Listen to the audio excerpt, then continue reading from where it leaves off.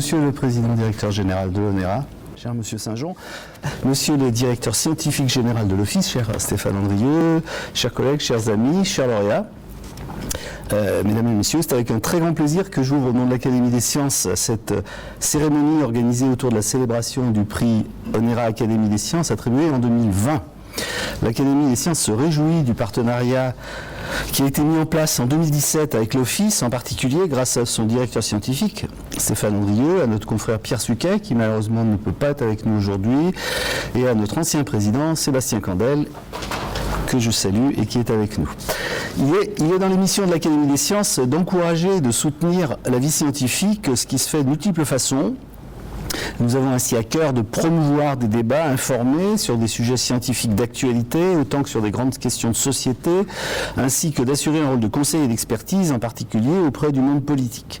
Si un certain nombre de nos réflexions sont conduites en interne, beaucoup d'occasions de rencontres avec le public sont offertes, du moins tant que des circonstances exceptionnelles comme l'épidémie de Covid-19 ne viennent pas en perturber le cours. Après une année blanche à cet égard, nos activités en présence reprennent de façon durable, nous l'espérons tous, et je vous invite à en profiter. Une autre forme d'encouragement et de soutien est de distinguer les talents par l'attribution de prix qui à la fois offre une reconnaissance à des scientifiques remarquables et donne une visibilité accrue à leurs travaux. Parmi les différents prix attribués chaque année, il y en a certains qui portent la marque d'un partenariat avec d'autres institutions, manifestation d'intérêt réciproque que celle-ci et le monde de la recherche académique peuvent trouver à interagir et à collaborer. Le Grand Prix thématique ONERA Académie des Sciences en est un exemple emblématique. Comme il est indiqué dans le descriptif de l'appel, je cite, « Ce prix annuel est destiné à récompenser l'auteur français ou étranger, ou les auteurs en cas d'une équipe, de recherche conduite dans un laboratoire français pour des travaux remarquables de mathématiques appliquées et calculs scientifiques. Les candidats devront être âgés de moins de 50 ans au 1er janvier de l'année d'attribution du prix, limite repoussée d'un an par enfant pour les candidats. Le prix sera attribué alternativement dans le domaine de la mécanique des fluides, aérodynamique et énergétique, il en a été ainsi en 2018 et 2020, et de la mécanique des matériaux et des structures, ce qui était le cas en 2019 et 2021. Le prix avait distingué en 2018 Vincent Moreau, spécialiste de la simulation numérique à haute performance et du calcul intensif, pour ses contributions au développement de méthodes de simulation à grandes échelles et leurs applications aux moteurs aéronautiques. En 2019, c'était Nicolas Moès, spécialiste de la mécanique numérique par la méthode des éléments finis, qui était lauréat. Nicolas Moès, qui, notons-le au passage, a rejoint la même année les rangs de notre compagnie. L'an dernier, en 2020 donc, le prix a récompensé un spécialiste des instabilités et de la turbulence en mécanique des fluides, en la personne d'Éric Serre, que je félicite chaleureusement. La pandémie n'a malheureusement pas permis d'organiser l'année même la demi-journée scientifique devenue traditionnelle destinée à honorer le lauréat. Nous voici donc réunis aujourd'hui pour le faire enfin. Quelques mots sur le lauréat et sa trajectoire. Éric Serre a 51 ans, mais il en avait 49 au 1er janvier 2020, ce qui le rendait éligible. Après avoir soutenu une thèse en mécanique des fluides à l'université d'Aix-Marseille en 2000, il effectue un séjour postdoctoral de 2 ans au CNES à Toulouse, puis passe 1 an à Manchester comme chercheur associé. Il revient ensuite en France et entre en 2003 au CNRS, dont il est aujourd'hui directeur de recherche. Il travaille actuellement au laboratoire mécanique, modélisation et procédés propres à Centrale Marseille et est directeur de l'école doctorale Sciences pour l'ingénieur d'Aix-Marseille Université. Éric Serre est un spécialiste des problèmes d'instabilité dans les écoulements, qu'ils soient hydrodynamiques ou aérodynamiques, et dans les plasmas. Son expertise en mécanique numérique et en calcul haute performance est reconnue internationalement. On lui doit des avancées sur la modélisation de la transition vers la turbulence par cascade de modes globaux, des travaux pionniers sur des sillages turbulents et des stratégies de contrôle pour réduire la traînée des écoulements de recirculation. Plus récemment, il s'est intéressé au transport turbulent de particules et de chaleur au sein d'un plasma en fusion et a développé des codes de simulation numérique qui font autorité dans le domaine. Les contributions remarquables d'Éric Serre en font à l'évidence un lauréat dont le profil est particulièrement bien adapté aux attendus du prix ONERA Académie des Sciences. Pour terminer, il me reste à renouveler mes remerciements à l'ONERA pour avoir mis en place ce prix scientifique avec l'Académie des Sciences, ainsi qu'à l'ensemble, mes remerciements vont également à l'ensemble du jury pour son difficile travail de sélection, ainsi qu'à toutes les personnes qui ont pu contribuer à la mise en place et à l'organisation de ce prix. Donc je félicite à nouveau le lauréat 2020, Eric Serre, qui nous présentera tout à l'heure ses travaux, en lui souhaitant encore beaucoup de succès scientifique dans les années à venir, je n'en doute pas. Et je nous donne rendez-vous dans quelques mois pour fêter le lauréat ou la lauréate 2021, dont le nom sera annoncé officiellement et solennellement sous la coupole de l'Institut de France le 23 novembre prochain. Je vous remercie.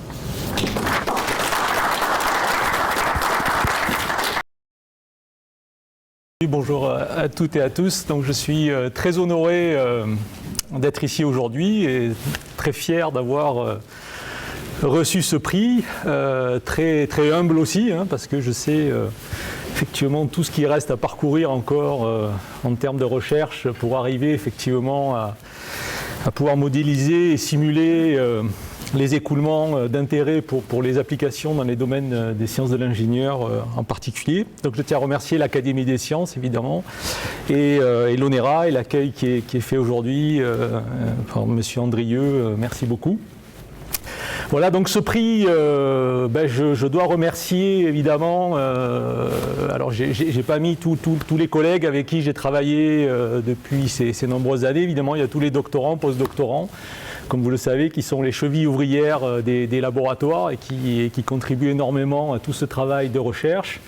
Et puis différents collègues dans mon équipe au laboratoire M2P2 à Marseille, mais aussi dans d'autres laboratoires comme le LADIX, vous verrez des illustrations, ou le laboratoire Jean-Alexandre Dieudonné à Nice pour des aspects plus mathématiques appliqués. Alors j'ai souhaité commencer cet exposé par une slide qui peut paraître un peu compliquée, mais je trouve qu'il situe bien un petit peu le travail que l'on fait. Donc mon domaine de recherche, c'est la mécanique des fluides numériques. Il y avait d'ailleurs il y a quelques années où il fallait peut-être défendre justement, c'était une activité émergente, hein, quand j'étais en fin de thèse, il y avait un GDR, un groupement de recherche en mécanique des fluides numériques, un groupement de recherche du CNRS, donc fléché sur cette activité. Aujourd'hui, c'est un succès certainement de la mécanique des fluides, c'est devenu peut-être inutile d'avoir un GDR tellement c'est rentré dans les mœurs et c'est devenu vraiment un pilier de la recherche au même titre que la recherche expérimentale ou théorique. Mais il y a eu tout ce travail qui a dû être fait pendant des années. Alors j'aime bien poser ce transparent parce qu'on parle de modélisation numérique. Je reprends souvent les doctorants qui restreignent leur travail à la simulation numérique. Pour moi, la simulation, c'est qu'une partie de la modélisation, comme vous pouvez le voir sur ce transparent. Et le premier objet de recherche avec lequel on a traité en mécanique des fluides numériques, eh bien c'est la partie physique, c'est le développement du modèle. Quel modèle choisir? Alors pour les fluides, évidemment, peut-être que la question se pose moins. Hein. On a les équations de Navier-Stokes, la physique est bien tracée, mais quoique, aujourd'hui, au laboratoire, je participe aussi, on travaille sur des méthodes de Boltzmann sur réseau, par exemple, pour la simulation. Donc c'est un autre ensemble d'équations. Donc on peut se poser la question, effectivement, de quel modèle choisir, même en mécanique des fluides.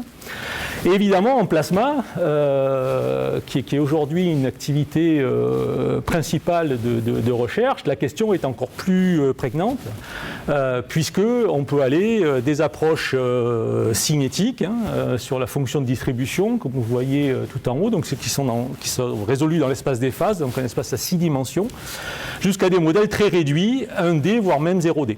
Et donc là, la question du modèle, de la précision, de sa complexité, de sa validité sont importantes. Alors une fois qu'on a fait ce choix du modèle, en fonction de l'écoulement qu'on veut simuler, il y a maintenant, je dirais, toute la partie mathématique, c'est-à-dire le développement, le passage du continu au discret. Donc on a des équations aux dérivées partielles, des équations de conservation, et il faut être capable de les résoudre informatiquement, et pour ça, il faut passer sur un maillage, comme on l'a vu dans les exposés précédents. Donc il faut discrétiser ces équations. Donc là, quelle méthode choisir en ayant en tête à la fois dans l'objectif que l'on souhaite atteindre, à la fois de quel niveau de précision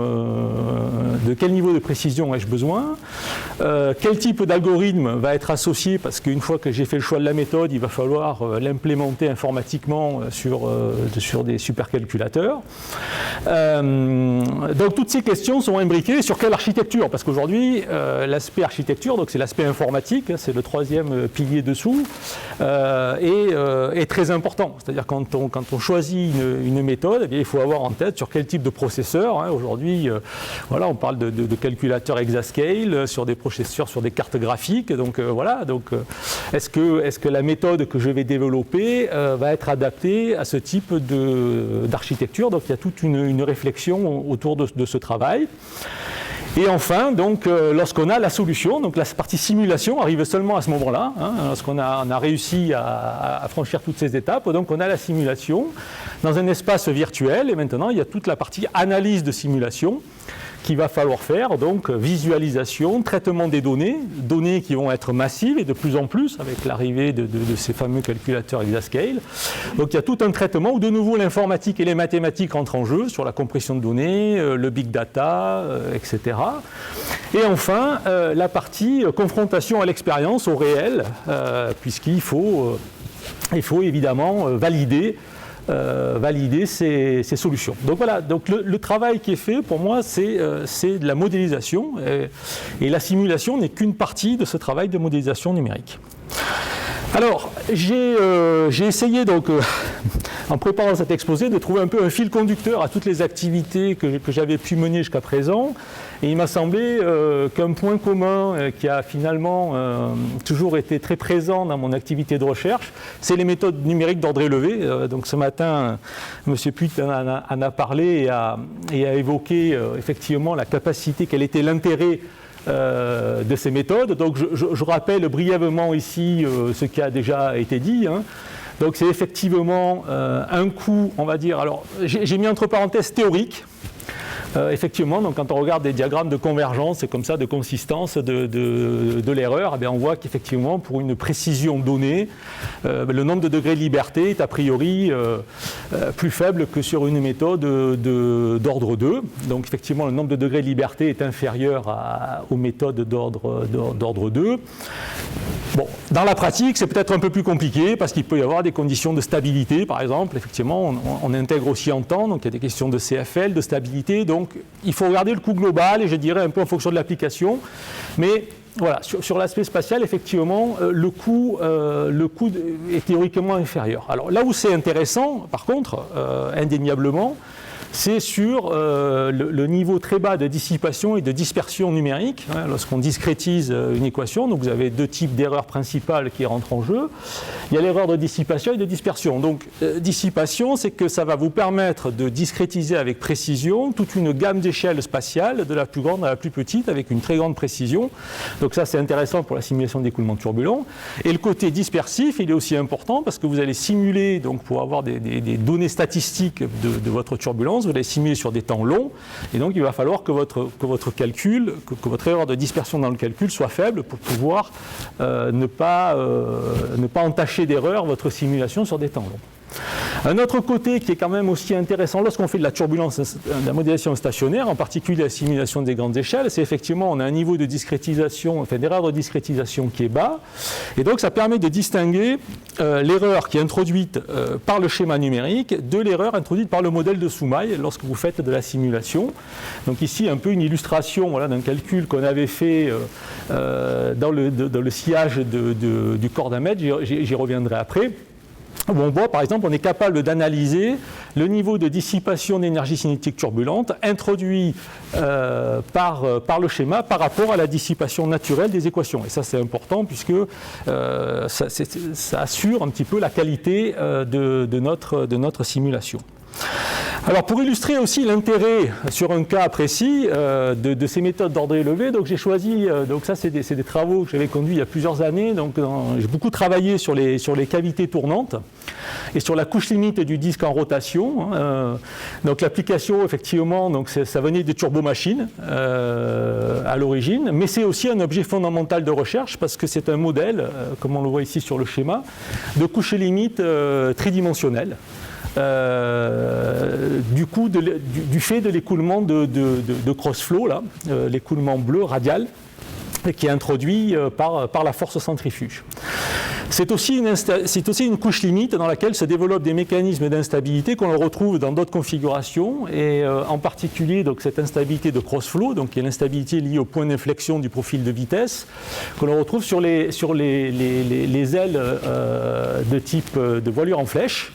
où on a, du fait de la forme en flèche du profil d'aile, on a un gradient de pression qui se développe sur le profil. Et cette différence de pression, donc, elle crée un écoulement transverse, là en bleu, comme vous le voyez sur le module d'aile, qui est susceptible de se déstabiliser avec cette instabilité de Trossflow. Et donc, dans le cadre de l'étude, effectivement, des propriétés aérodynamiques de ces profils d'aile, il est important de caractériser ces instabilités et la manière dont la couche limite va transiter vers la turbulence. Alors nous, c'est une question un peu plus théorique qu'on s'était posée, c'était aller voir la transition à la turbulence dans cette couche limite. Il y avait à l'époque une série d'expériences qui avaient été conduites à Cambridge et qui montraient qu'effectivement, il y avait une proximité, donc il y avait un paramètre de contrôle qui était le nombre de Reynolds. Et ce paramètre de contrôle montrait que la couche limite se déstabilisait et très rapidement devenait turbulente, quasiment au même rayon sur le disque. Et donc se posait la question d'une transition directe à la turbulence. Et donc on a analysé, on a étudié ce phénomène avec mes collègues de la DIX, là, à l'époque Jean-Marc Chaumas, où on avait besoin d'une simulation numérique, c'est pour illustrer la nécessité d'une très grande précision, parce qu'on avait besoin d'aller chercher des instabilités, des mécanismes très fins. Alors c'est ce qu'on a fait donc, dans une cavité, donc c'est une cavité interdisque, donc vous avez deux disques en rotation qui tournent à la même vitesse et vous avez un flux radial qui passe entre les disques, donc comme c'est schématisé sur la figure en haut à droite. Donc vous avez un taux de flux qui est CW, deux disques en rotation à la vitesse oméga. Et donc, ce qui nous intéresse ici, c'est d'aller voir la réponse impulsionnelle de l'écoulement, c'est-à-dire donc on part d'une situation où l'écoulement est stabilisé et puis on a introduit une perturbation dans l'écoulement. Et en fonction du nombre de Reynolds, on a les différents régimes et les différents types de transitions qu'on peut avoir. Donc on a tout d'abord, comme sur le scénario 1, une instabilité dite convective, c'est-à-dire qu'on a une perturbation qui va générer une instabilité qui va s'amplifier lorsqu'elle est advectée par l'écoulement, mais elle va être advectée plus vite que ce qu'elle s'amplifie, donc à la fin de la simulation. Donc ce sont des diagrammes spatio-temporels. Si vous regardez donc, en vertical, c'est le temps, et à l'horizontale, c'est le rayon. Donc si on regarde au temps long, vous avez un écoulement qui redevient stable. Lorsque vous augmentez l'intensité de cette perturbation initiale, vous avez l'apparition de ce qu'on appelle un front d'instabilité. Donc c'est le scénario numéro 2. Avec une instabilité qui, justement, lorsqu'on analyse les propriétés de cette instabilité, c'est l'instabilité de Crossflow, dont je vous ai parlé précédemment. Et cette instabilité, elle conduit à une solution instationnaire et à une transition vers un mode global qu'on appelle non linéaire.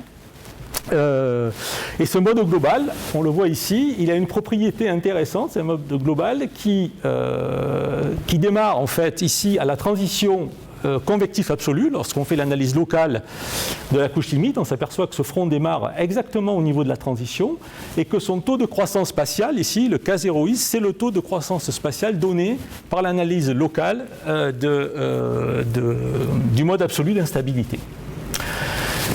Donc, une fois qu'on a eu montré ça, on s'est dit, on va allonger la cavité, voir effectivement si on observe ce qui a été fait en expérience. Et c'est ce qui s'est passé ici, donc c'est ce qu'on voit ici. Donc on repart avec cette perturbation et cette transition non linéaire. Donc on a effectivement le premier mode global qui donne naissance à ce premier front, vous voyez, un front stable en temps.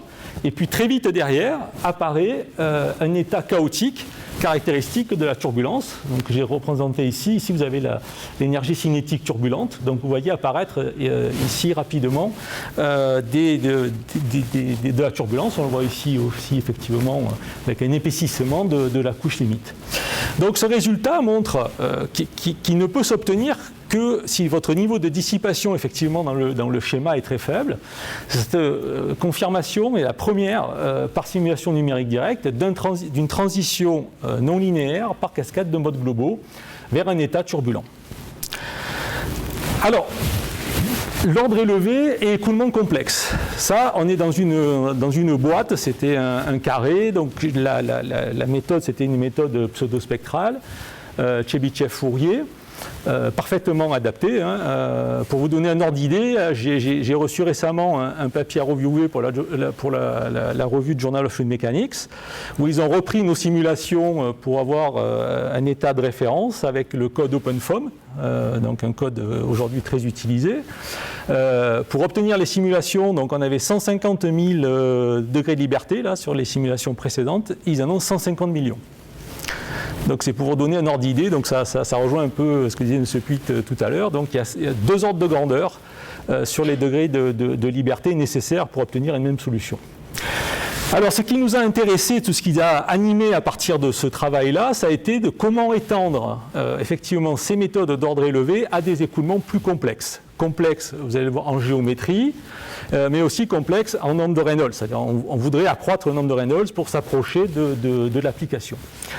Et là, il y a eu 2 stratégies, alors dans le temps, évidemment. Donc il y a une stratégie qui a été, la première, c'était étendre ces méthodes pseudospectrales parfaitement adaptées à des géométries carrées, à des géométries un peu plus complexes. Et puis, donc, maillage structuré, on va dire, maillage structuré cartésien. Comment étendre une méthode à maillage structuré cartésien à la prise en compte d'une géométrie complexe.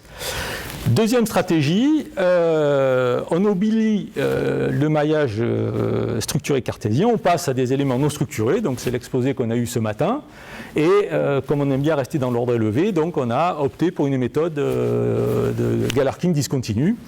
Et donc je vais vous illustrer un peu les travaux que nous avons menés sur ces 2 types d'approches.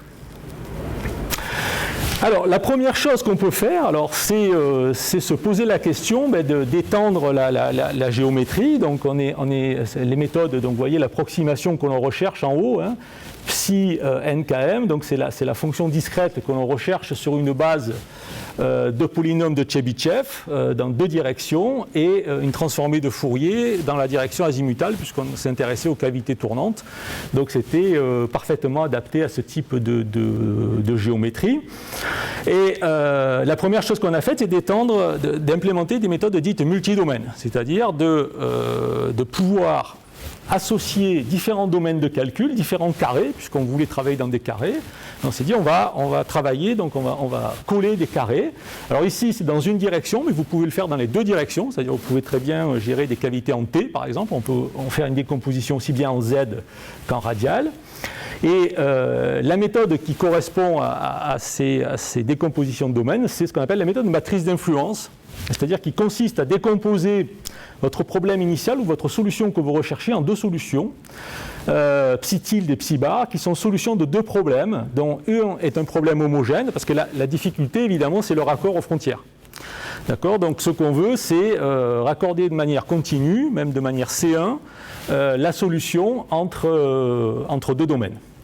Donc l'idée, c'est de rechercher une solution avec des conditions de Dirichlet homogènes, donc tout est bien déterminé, et puis de rechercher la deuxième partie de la solution avec une inconnue là, qui est lambda m, qui est l'inconnu qu'on va chercher ici, puisqu'on ne connaît pas évidemment la valeur de la fonction sur la frontière entre 2 domaines.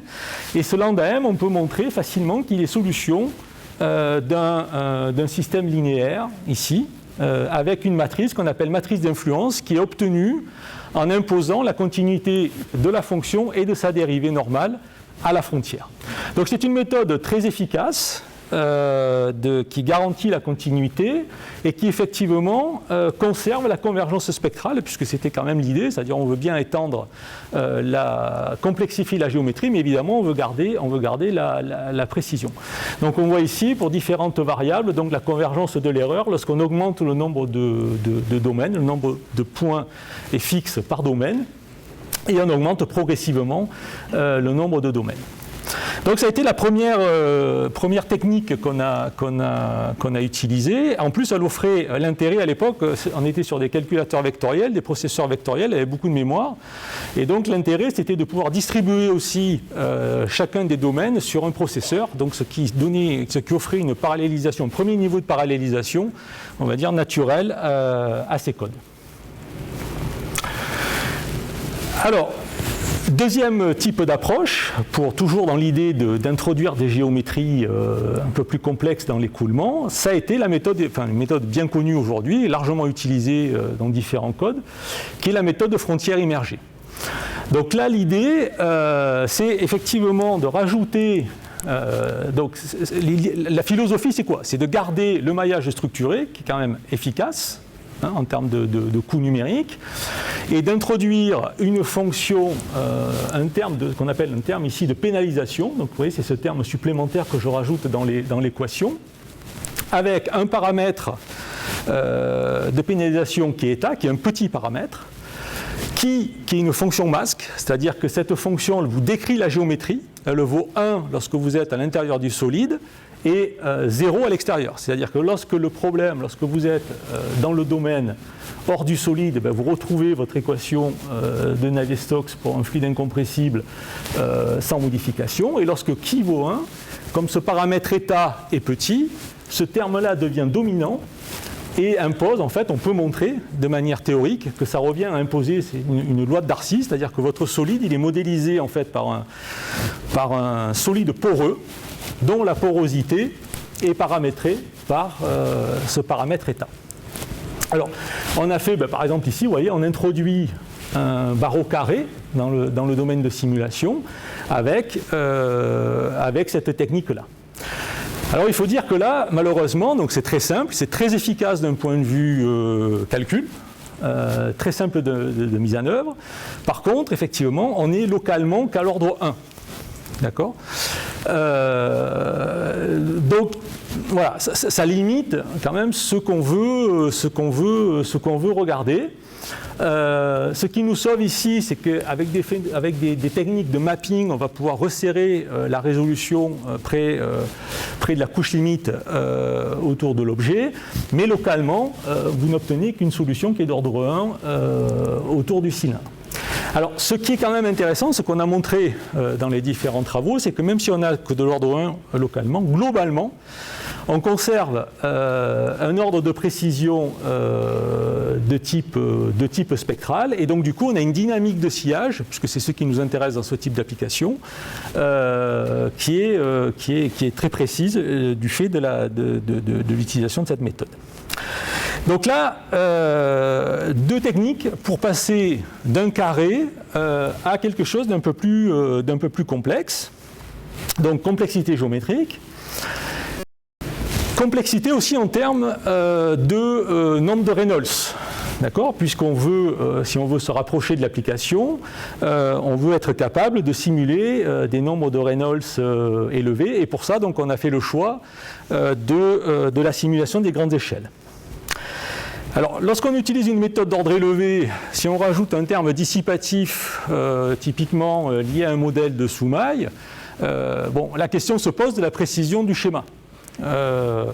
Donc nous, la stratégie qu'on a choisie, c'est de se dire, on va introduire un terme qui n'a pas de sens physique, hormis le fait qu'on suppose que les petites échelles jouent un rôle dissipatif dans l'écoulement, mais on va rajouter un terme de stabilisation. C'est ce qu'on appelle la méthode de viscosité spectrale évanescente, Spectral Vanishing Viscosity, qui est à l'origine une méthode développée par les mathématiciens pour stabiliser la résolution de systèmes hyperboliques. Donc cette méthode, elle consiste en quoi ? Elle consiste à introduire dans l'espace spectral un opérateur 1D supplémentaire, ici, qui est paramétré par une amplitude et un noyau, ici, qui a cette forme-là. Donc vous voyez, c'est un noyau qui agit uniquement progressivement. Donc ici, c'est le nombre d'ondes.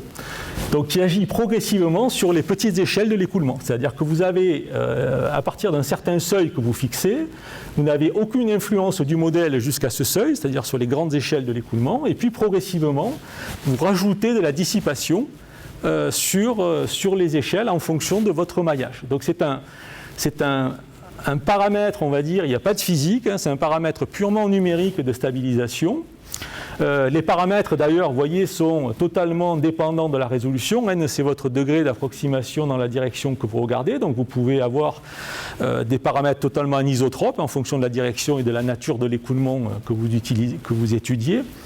Par contre, l'intérêt, c'est qu'effectivement, si vos paramètres sont... Alors évidemment, si vous dissipez massivement, c'est-à-dire que si vous faites déclencher votre seuil sur les échelles, sur les grandes échelles de l'écoulement, ben vous allez modifier la précision. Donc ici, on a tracé l'erreur de convergence, pareil, de notre schéma, en fonction de différents paramètres de ce terme de viscosité spectrale évanescente. Mais ce qu'on voit, c'est qu'en conditions normales d'utilisation, c'est-à-dire avec des paramètres de stabilisation de cet ordre-là, hein, qui correspondent en fait, à des travaux théoriques menés par, notamment autour de Tadmor à l'époque, là, on voit qu'on conserve la précision spectrale. Donc vous avez un terme de stabilisation qui agit comme un terme dissipatif sur les petites échelles, donc qui peut s'interpréter comme un modèle de sous-maille, et qui en plus conserve la précision de votre schéma. Donc c'est quelque chose de très intéressant pour la simulation d'écoulement turbulent.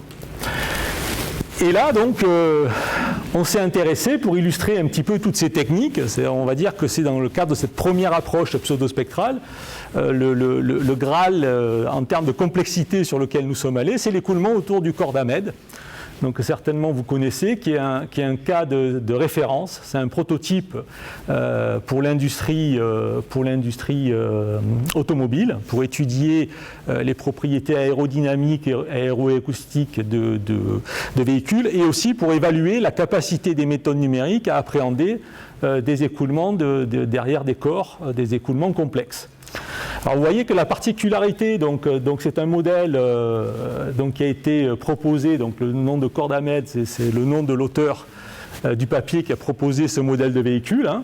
Donc vous voyez ici le profil de ce modèle, et il est caractérisé par une lunette arrière, par une déflexion ici à l'arrière, dont on peut faire varier l'angle, et dont on voit ici que l'impact de la variation de cet angle alpha sur la traînée du véhicule, hein, c'est-à-dire qu'on a dans une première phase,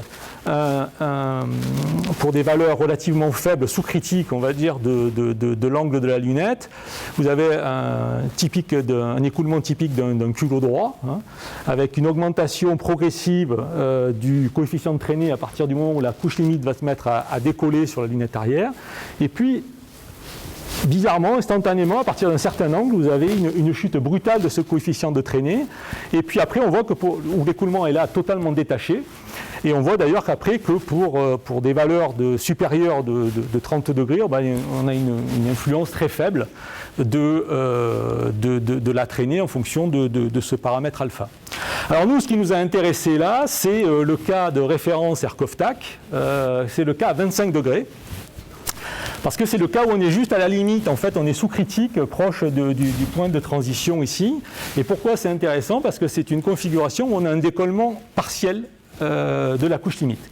Et toute la difficulté, donc la couche limite, ici du fait de la déflexion sur la lunette arrière, va décoller en moyenne au début de la lunette arrière et va réattacher.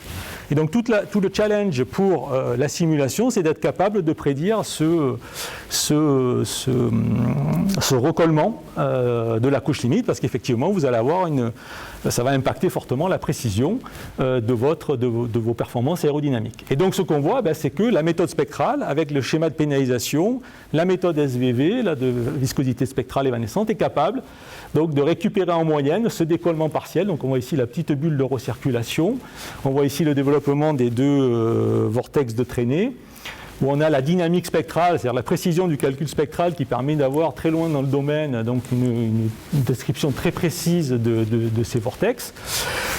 Description très fine aussi, comme on l'avait observé en expérience, des structures ici liées à la couche limite, donc cette stabilité secondaire de type Kelvin-Helmholtz, avec des structures en pseudo-fer à cheval, là, qu'on avait souligné ici, qui viennent s'enrouler en fait sur ces vortex de traînée. Ici, on en voit quelques-uns, donc une description très fine et des résultats de statistiques de la turbulence, donc l'écoulement moyen, statistiques d'ordre 2, qui donnent des résultats très performants et qui ont été parmi les meilleurs dans le cadre d'un benchmark qu'on avait réalisé dans le cadre du programme DFG-CDRS avec différentes équipes allemandes. avec des codes de volume fini, pourtant bien calibrés. Voilà, donc c'était la première partie, donc méthode pseudospectrale et écoulement complexe. Alors depuis quelques années, comme je l'ai dit à certains d'entre vous, donc on s'est, avec l'arrivée du projet ITER à Cadarache, on a été sollicité en fait au niveau de l'université, du CNRS et par nos collègues du CEA pour travailler en collaboration et identifier des points communs d'intérêt pour la modélisation et la simulation des plasmas de tokamak.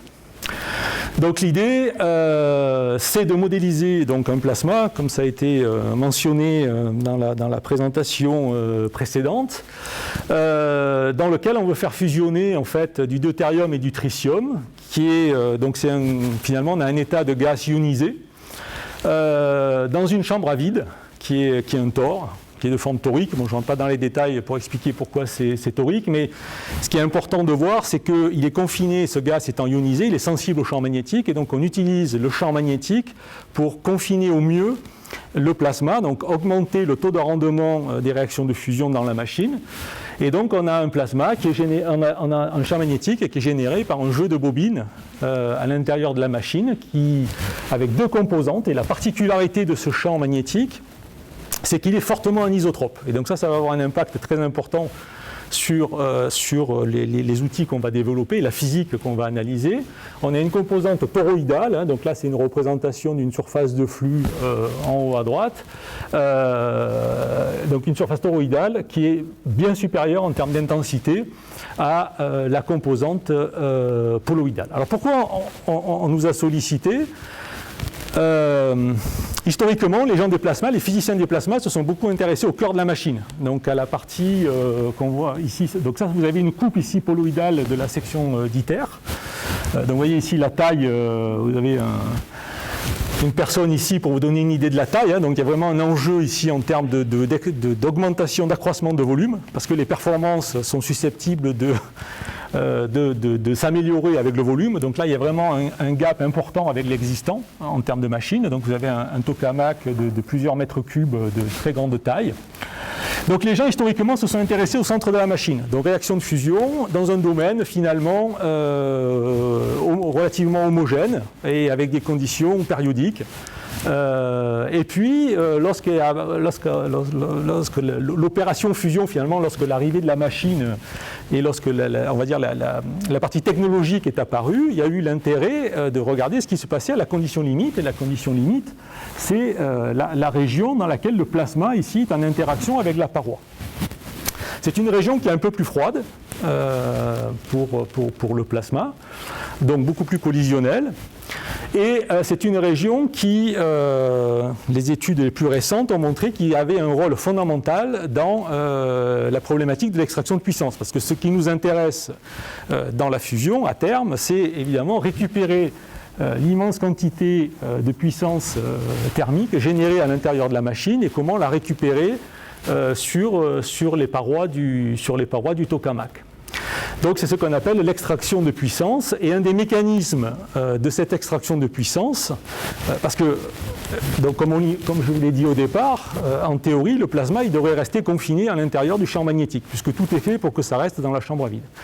Malheureusement, le tokamak est une machine hors équilibre thermodynamique, et donc il y a un mécanisme d'instabilité qui est bien connu en mécanique des fluides, hein, qui est proche de l'instabilité de Rayleigh-Bénard, en fait, dans lequel la gravité, le rôle de la gravité est remplacé par la courbure du champ magnétique, par le grade B.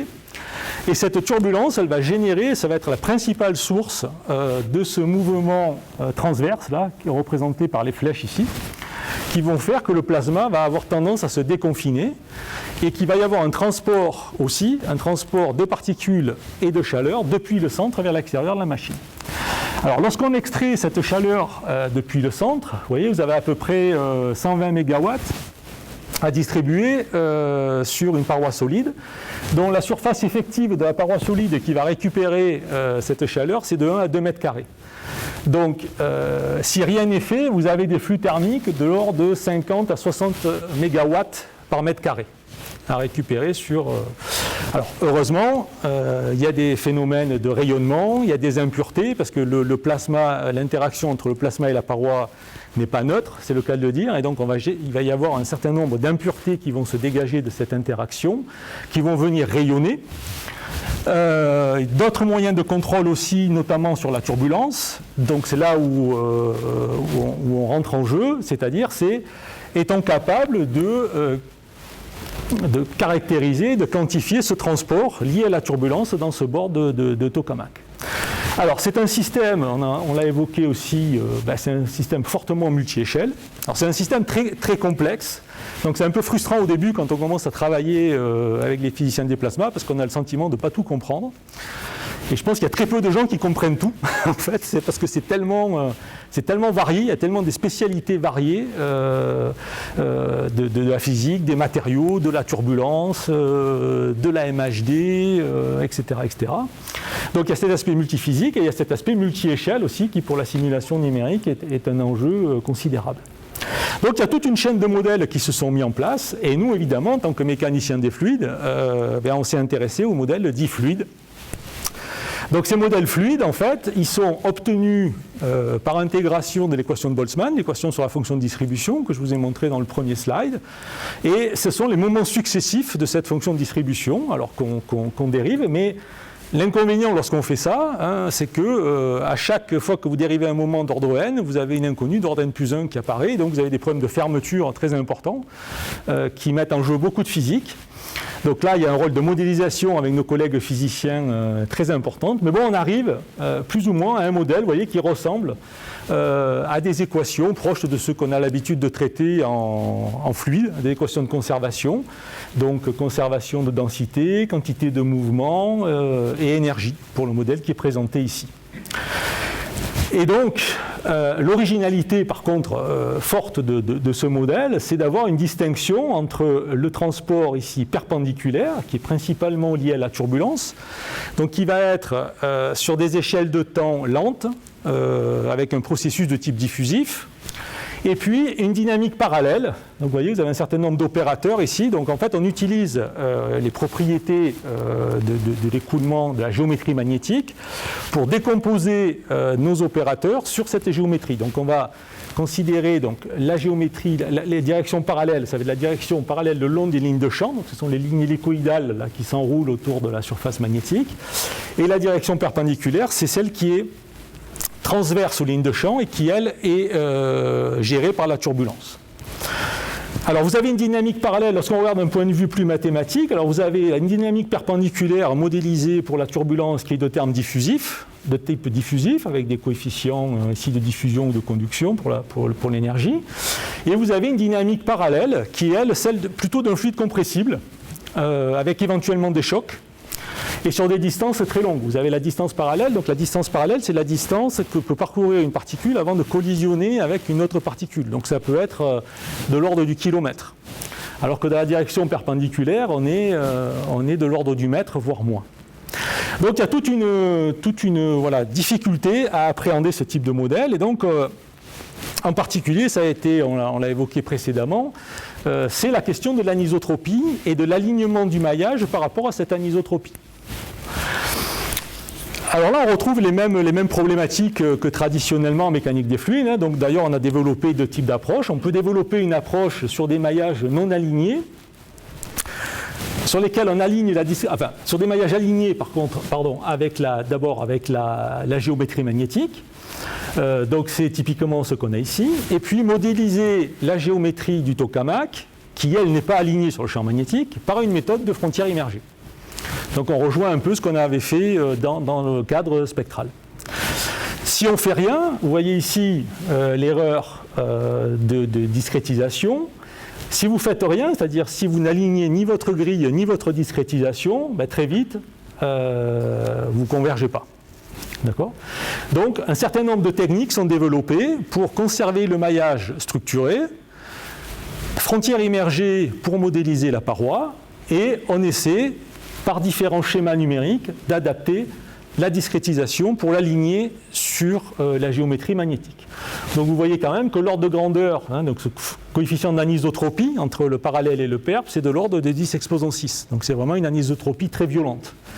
Ce qui fait que si vous regardez ça sur un modèle diffusif très simple ici, vous pouvez résumer donc, le système précédent, la résolution de systèmes de ce type-là, bien, vous allez avoir des opérateurs fortement anisotropes, donc très mal conditionnés. Donc lorsqu'ils vont s'inverser, voilà, vous introduisez beaucoup d'erreurs dans les opérateurs, et d'autant plus lorsque vous voulez discrétiser aussi les opérateurs dans la direction transverse. Autre chose aussi, c'est que lorsque vous maillez lorsque vous générez votre maillage sur la géométrie magnétique, ça impose que votre géométrie magnétique elle est gelée, parce que sinon il va falloir, si vous voulez faire évoluer votre géométrie magnétique, il va falloir la remailler à chaque étape. Donc ça peut avoir un certain nombre d'inconvénients aussi. Donc c'est pour ça qu'on s'est intéressé à des approches non alignées. Mais comme on l'a dit ce matin, effectivement, qui dit non aligné dit nécessité d'avoir de l'ordre élevé. Parce que si vous n'avez pas d'ordre élevé, vous avez tellement de diffusion numérique qui est introduite dans le schéma que votre solution à la fin n'est pas du tout utilisable. Donc qu'est-ce qu'on a fait ? On a fait le choix de se regarder donc des méthodes d'éléments finis d'ordre élevé, donc des méthodes de la famille des Galerkin discontinus. Parce qu'effectivement, ces méthodes-là, elles offrent une très grande flexibilité en maillage, donc une description très précise de la géométrie. Elles permettent de traiter aussi de manière très simple des singularités dans le domaine géométrique. Vous n'avez plus le souci de la géométrie au centre ici en R égale à 0, ou de ce qu'on appelle un point X, c'est-à-dire un point où le champ, la composante poloïdale du champ magnétique devient infinie. Donc on a fait ce choix, et puis ça a eu un intérêt, mais qu'on a vu finalement après, c'est effectivement le choix, la possibilité de faire bouger l'équilibre magnétique. Parce que dans la décharge complète du tokamak, vous n'arrivez pas à l'état stationnaire instantanément. C'est-à-dire que lorsque les bobines se mettent en route, vous avez, donc c'est ce qui est représenté ici, ici c'est le champ magnétique, et vous avez ici l'évolution de la surface de flux en fonction du temps, depuis le démarrage jusqu'à la fin de la décharge. Voilà, vous voyez, le champ magnétique démarre en appui ici sur la circulaire, en appui sur cet élément de paroi, et puis progressivement prend sa forme qu'on attend à l'état stationnaire, qui est la forme en point X attendue. Donc, intéressant d'avoir un maillage qui soit totalement indépendant de cette géométrie. Alors cette méthode, elle a été présentée ce matin, donc je ne vais pas y revenir. La seule chose peut-être que je vais préciser ici, puisque j'avais un peu anticipé, c'est que nous on a fait le choix d'une méthode hybride, ce qu'on appelle, on a hybridisé la méthode de Galerkin discontinu. Alors pourquoi ? Parce qu'on a opté pour une approche implicite sur la résolution temporelle. Et donc, la faiblesse de ces méthodes, c'est qu'on a, si on fait le choix d'impliciter la discrétisation temporelle, c'est qu'on a un système linéaire de grande taille à résoudre qui va dépendre du nombre de degrés de liberté sur chaque maille multiplié par le nombre de mailles. Donc, ce qui peut faire des schémas, des opérateurs très gros, d'autant plus qu'ils ne sont pas forcément tout le temps bien conditionnés. Donc, il y a un travail important sur le conditionnement de l'opérateur à faire. Et donc, on a opté pour une méthode d'hybridisation qu'on appelle dans le jargon la méthode HDG. Alors, cette méthode HDG, elle a un intérêt, elle a une originalité. C'est qu'elle permet, alors pour faire bref, je ne vais pas rentrer trop dans les détails, mais c'est qu'elle permet de considérer, d'introduire une nouvelle inconnue dans le problème, qui est uniquement définie sur les bords des mailles. Donc vous avez ici typiquement le triangle, vous avez ici l'ensemble des points d'interpolation sur le triangle, et vous avez en foncé ici, la partie foncée, les nœuds uniquement qui vont agir dans la méthode HDG, donc les nœuds situés sur le squelette, on appelle ça le squelette du maillage.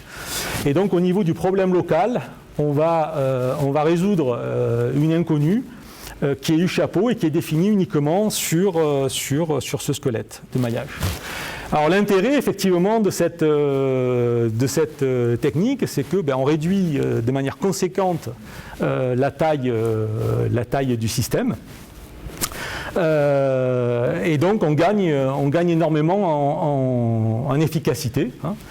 Donc on introduit ici, donc c'est une décomposition de la solution, et on reconstruit donc localement sur chaque élément de maille, on va avoir On va résoudre donc les inconnus en fonction de U chapeau. Et puis, on va imposer des conditions d'interface entre les mailles et résoudre un problème global qui va permettre d'obtenir la quantité finale U. Et donc, à ce moment-là, le système algébrique non linéaire qui reste à résoudre est d'une taille qui ne dépend plus du nombre de degrés de liberté par élément de maillage, mais uniquement du nombre de degrés de liberté sur chaque face qui compose le maillage. Alors on a regardé donc la question qui nous intéresse principalement ici, c'est comment cette méthode-là gère l'anisotropie très forte contenue dans le problème. Donc on a fait un certain nombre de tests avec des maillages alignés, non alignés, donc en géométrie simplifiée ici, avec des niveaux d'anisotropie de plusieurs ordres de grandeur entre les deux directions. Et on voit ici, donc, sur un problème modèle par rapport à une solution analytique. Donc on voit ici, donc, vous avez la solution analytique, la méthode numérique alignée et non alignée, et ici le niveau d'anisotropie. Donc ici vous êtes d'ordre 1. Alors là, on ne voit pas très bien sur l'écran, je ne sais plus d'ordre 2 et d'ordre peut-être 3 ou 4. Et donc, vous voyez, à mesure que vous augmentez l'anisotropie, si vous ne faites rien, votre solution numérique qui est ici s'éloigne fortement de la solution analytique de votre problème. Et vous retrouvez uniquement la bonne solution lorsque vous avez un ordre supérieur d'interpolation sur votre élément de maille. Donc l'ordre élevé, on le voit ici d'ailleurs sur la courbe de l'erreur de consistance pour une anisotropie de 10 exposant 9, donc très très forte anisotropie, on voit qu'absolument l'ordre élevé est nécessaire. C'est-à-dire que si on veut discrétiser ces équations fluides pour un plasma de tokamak sur un maillage non aligné, il faut absolument utiliser de l'ordre élevé. Donc c'est ce qu'on a montré. Et puis on a effectivement, donc là on commence, alors c'est du 2D, c'est un peu l'équivalent actuellement, on en est dans la phase, c'est un peu l'équivalent du RANS en mécanique des fluides, on n'est pas encore à la LES, on est donc à de l'unsteady RANS, donc on est sur du RANS instationnaire, mais on est capable aujourd'hui avec cette approche-là, et c'est une nouveauté, enfin c'est une première qu'on a réalisée, de simuler l'intégralité de la décharge. Donc vous voyez ici, j'ai repris donc la variation du champ magnétique sur une décharge du tokamak ouest à Cadarache, et donc vous voyez que du fait que notre approximation est totalement indépendante de la géométrie magnétique, on peut suivre au cours du temps l'évolution de toutes les quantités fluides qui nous intéressent. Et en particulier pour l'application, pour l'opération de la machine, on peut aller voir les flux, l'évolution des flux de chaleur et de particules aux parois au cours du temps. Donc on voit l'évolution, quel élément de paroi est impacté en fonction de la phase dans laquelle se trouve la décharge. Et ça, c'est extrêmement important parce que c'est dans ce moment-là où le plasma est en contact avec la paroi, où il va dégager un certain nombre d'impuretés. Et donc, le jeu subtil, c'est d'avoir des impuretés qui vont irradier pour diminuer les flux thermiques à la paroi, mais pas trop d'impuretés pour ne pas refroidir le plasma et faire arrêter les réactions de fusion. Alors, voilà quelques mesures. Alors, les mesures sont très rares. On a quelques mesures ici, c'est juste pour vous montrer que même avec un modèle réduit, il faut être conscient, donc là on est sur des modèles réduits, donc on a quand même un accord relativement qualitatif avec des mesures de visée ici au sein de la machine. Donc tout ça c'est très encourageant pour la suite. Alors pour finir, quelques remarques. Donc je dirais que la simulation numérique en mécanique des fluides, donc ça se situe à l'interface de l'expérience, de la théorie, des mathématiques et de l'informatique. Donc c'est vraiment une interaction de toutes ces disciplines.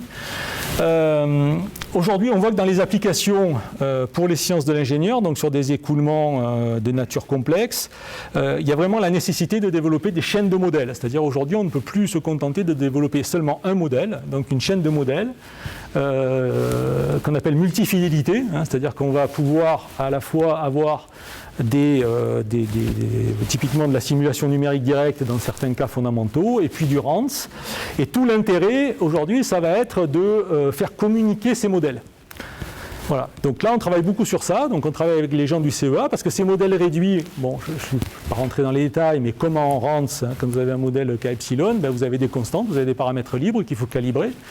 Et donc on croit beaucoup aujourd'hui à cette interaction de modèles pour pouvoir calibrer les modèles. Le fil rouge que j'ai essayé de vous montrer aujourd'hui, c'est l'étude de systèmes hors équilibre par des méthodes d'ordre élevé. Voilà. Aujourd'hui, quels sont les défis que l'on se donne? Évidemment, c'est accroître la prédictibilité de ces simulations pour l'ingénierie des systèmes. Alors, il faut à la fois travailler sur les modèles, ça c'est le cas typique pour les plasmas, mais il faut aussi travailler sur les méthodes et algorithmes pour être capable effectivement de gérer toute cette complexité. On a un travail important à faire pour s'adapter à l'arrivée de ces nouvelles machines exascale qui nous prédisent donc des performances informatiques jamais atteintes. Donc là, il y a un travail d'adaptation des méthodes à la fois, enfin, il y a un premier travail d'adaptation de la méthode au niveau de parallélisation qui va devenir extrêmement massif, mais aussi à la partie hardware, à la partie matérielle, c'est-à-dire qu'aujourd'hui, voilà, on voit que les architectures qui sont plutôt privilégiées, c'est des processeurs de type GPU ou hybrides CPU-GPU, donc ça va avoir des impacts sur nos choix d'algorithmes et les évolutions qu'on va avoir sur les algorithmes, par exemple, en particulier sur la gestion de l'aspect mémoire, qui est, pour les problématiques de mécanique des fluides, qui est très important. Et puis après, on a un nouveau défi aussi, qui est la gestion des données, des quantités de données. Ces quantités de données sont toujours croissantes. Les ordinateurs vont en fournir encore plus.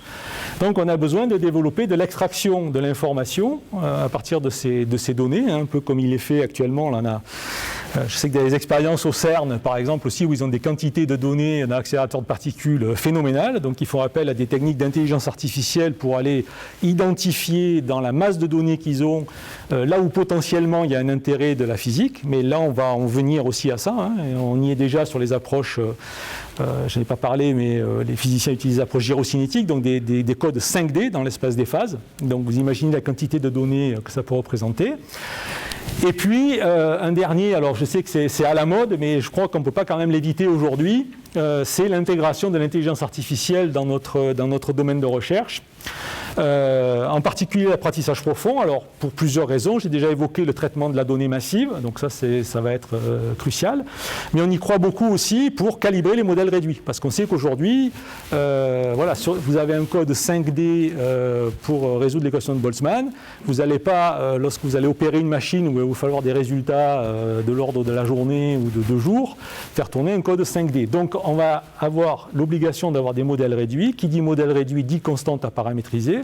Et donc là, l'intelligence artificielle va être, enfin, j'en suis convaincu, un outil intéressant pour aller chercher dans des bases de données de modèles haute fidélité des lois de comportement de ces constantes qui vont nous permettre d'améliorer ces modèles réduits. Voilà, donc je vous remercie. Encore merci de votre accueil. Merci à l'Académie des sciences et à l'ONERA pour l'honneur qui m'est fait. J'ai répertorié ici un peu les différents contributeurs avec qui j'ai eu la chance de travailler. Donc sans mentionner évidemment, comme je l'ai dit au début, les doctorants, les postdocs, qui sont pourtant très importants, mais trop nombreux pour être écrits sur une slide. Mais je les remercie aussi beaucoup pour leur contribution. Voilà, si vous avez des questions. Merci beaucoup.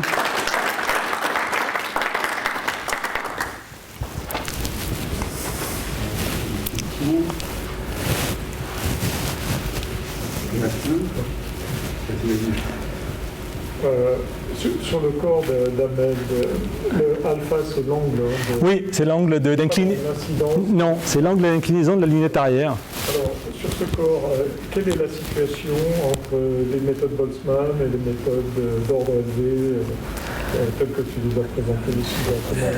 Alors, est-ce que Boltzmann donne des résultats raisonnables? Alors, je dirais que ça dépend justement de ce fameux angle alpha. C'est-à-dire que là, on s'est mis dans la situation la plus critique, qui est le décollement partiel de la couche limite.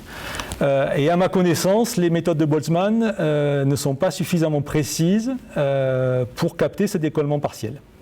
Voilà. Donc là, clairement, il y a un avantage à travailler sur des méthodes de haute précision, parce qu'il y a tout un travail, évidemment, ce décollement partiel, il dépend fortement de l'écoulement amont, et donc la manière dont on va résoudre, avec quelle précision on va résoudre toute la couche limite qui va se développer sur le toit du corps d'Ahmed. Voilà. Après, dans les situations, on va dire régulières, où l'écoulement est attaché ou l'écoulement est totalement détaché, là les méthodes de Boltzmann donnent des résultats tout à fait satisfaisants. En termes de coefficient de traînée, quelle est la situation Sur la prédiction là, du coefficient de traînée, donc on est de l'ordre de la prédiction expérimentale, parce que si on est capable de capter justement, alors dans cette configuration-là, si on est capable de capter cette physique du décollement. J'ai une question, moi aussi. Bon, tu as bien insisté sur la partie hybridisme, discontinuité alerting. Oui. C'est globalement le même type de famille. Oui, tout à fait, tout à fait. Oui. Nous, on sait que sur ces familles de schémas-là, aujourd'hui, le point crucial, ça reste quand même la génération de maillage. Oui. Modifiable.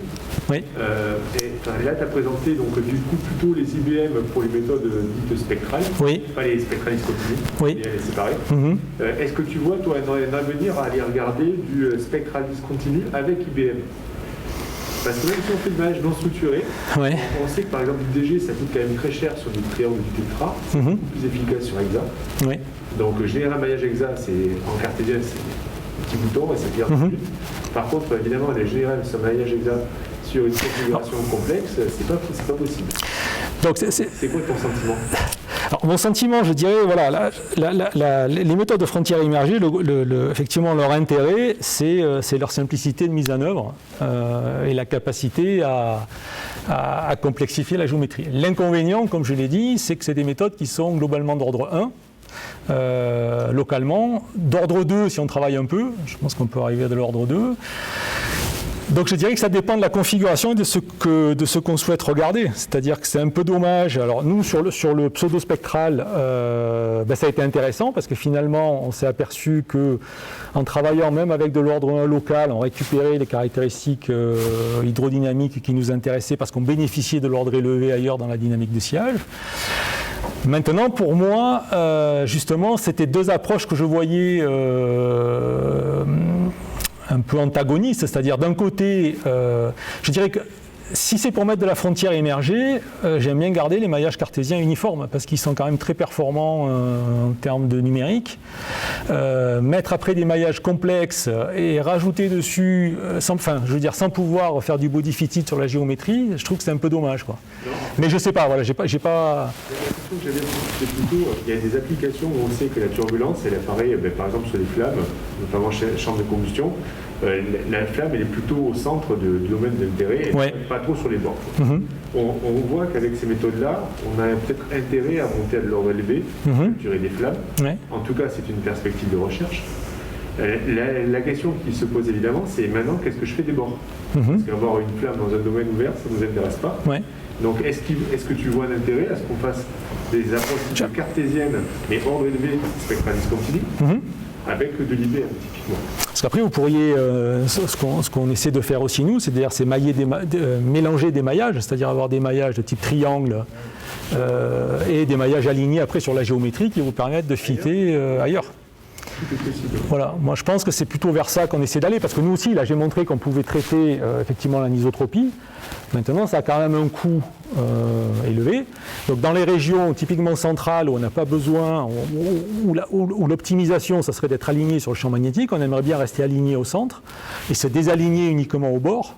Là où c'est nécessaire. Donc justement, alors nous c'est des maillages carrés, des triangles. Voilà, moi j'irai plutôt vers ça, vers ce type de stratégie, a priori, que de mélanger de la frontière émergée et de l'ordre élevé. Voilà. Je trouve que c'est un peu... Alors ça nous a bien aidé dans la première phase, mais c'était un peu artificiel, c'est-à-dire qu'on est parti d'un code, on voulait complexifier à moindre coût, on va dire, le code de pseudospectral. Donc ça a donné des résultats très satisfaisants sur le corps d'Ahmed et sur différentes configurations. Mais il me semble que les philosophies ont quand même... Voilà, bon, c'est mon sentiment aujourd'hui. Donc tu traites plutôt comme turbulent. Alors, c'est turbulent.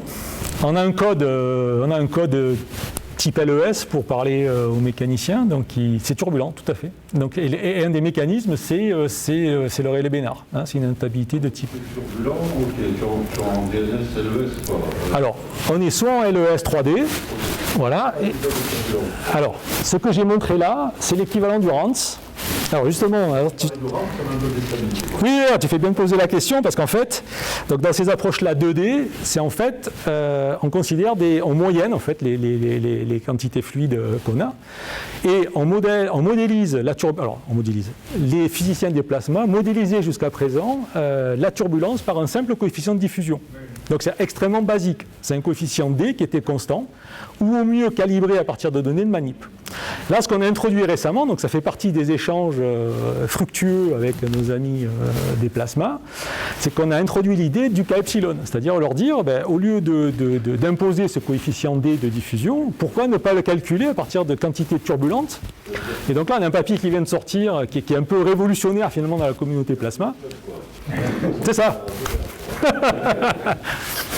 Mais pour les plasmiciens, c'est ça qui était intéressant dans la collaboration qu'on a pu avoir, c'est-à-dire aussi bien le côté frontière émergée qu'ils ne connaissaient pas. Donc ça leur a permis d'étendre leur méthode jusqu'au bord de la machine en prenant en compte les éléments complexes de paroi. Et là, deuxième avancée, c'est sur la modélisation de la turbulence, alors même extrêmement basique pour nous mécaniciens des fluides, mais qui pour eux est une avancée considérable. Et qui redonne vie d'ailleurs au K epsilon et voilà. Je vais mettre une question oui. Qui n'est pas scientifique, mais quel est le schéma économique que vous avez avec, si je peux l'exprimer ainsi, avec le CEA sur ces travaux sur ITER? D'ailleurs, là, tu es parti. Alors, schéma économique, tu veux dire quoi, schéma? Est-ce que tu passes comment? Est-ce que tu es soutenu par le CEA? Ah oui, alors tout à fait. Donc, c'est des travaux, on a plusieurs. Alors, on a beaucoup de projets donc, européens qui sont financés par Eurofusion, donc il y a une partie d'Euratom qui est dédiée à la fusion. Donc on a beaucoup de projets qui sont financés comme ça. Et ensuite on a des thèses CEA ou cofinancées CEA Aix-Marseille Université, parce que l'université d'Aix-Marseille aussi a développé un certain nombre de moyens en tant qu'acteur local, on va dire, régional, autour d'ITER. Donc a développé un certain nombre avec la fondation Amidex, un certain nombre de moyens aussi en termes de thèses et de projets de recherche dans ce domaine-là. Donc le CEA, alors voilà, il faut bien distinguer, mais je pense que vous le savez, donc la partie CEA de la partie ITER. Hein. Donc ITER, c'est un organisme international. Souvent les gens, quand je leur dis je travaille au CEA, ah oui, pour eux je vais à ITER tous les jours. À ITER, j'y vais quasiment jamais, quoi. Donc le CEA est complètement déconnecté d'ITER, c'est un des partenaires à travers l'Europe d'ITER, mais c'est pas ITER. Donc il y a tout un travail, on va dire, de modélisation. Alors évidemment, on a des échanges avec les gens d'ITER, mais ITER aujourd'hui, c'est les aspects technologiques qui les préoccupent le plus. C'est la construction de la machine et la mise en route, l'opération qui va arriver sous peu. Voilà. On voit le temps couler. Merci beaucoup encore. Mais merci à vous.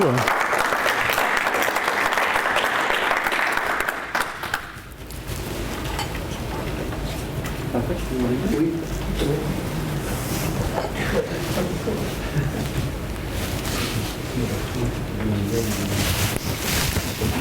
Ça. Donc, partie cérémonie. Donc voilà, la cérémonie qui n'a pas eu lieu sous la coupole, où normalement tu aurais dû recevoir à la fois cette médaille que j'ai plaisir à t'offrir. Voilà. Ah, merci beaucoup. Et la plaquette. Ça rapproche un peu. Et la plaquette d'ensemble. C'est bon? On n'a pas les masques, c'est pas grave pour la photo? Non, c'est mieux. Il dira que c'est du Photoshop. C'est ça. C'est sensible. Voilà, et la plaquette. Et la plaquette de l'Académie. Avec l'ensemble de tous les autres récipiendaires qui ont subi la même frustration. D'accord, écoutez, merci beaucoup, Monsieur le Président. Je suis très honoré. Merci. C'est un grand plaisir.